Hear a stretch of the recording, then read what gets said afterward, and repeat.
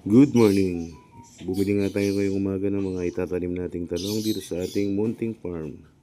Yan, nakaready na yung pagtatamnan natin bukas. May mga tanim rin tayong mga ampalaya dyan sa likod.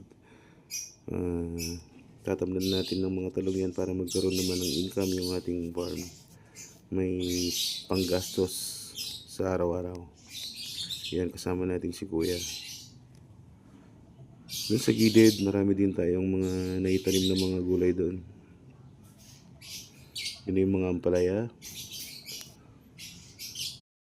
May mga tanim din tayong mga tanlad, papaya, kamatis, okra, talbos ng kamote dyan sa gilid, kalabasa, hanggang sa dulo, kalamansi.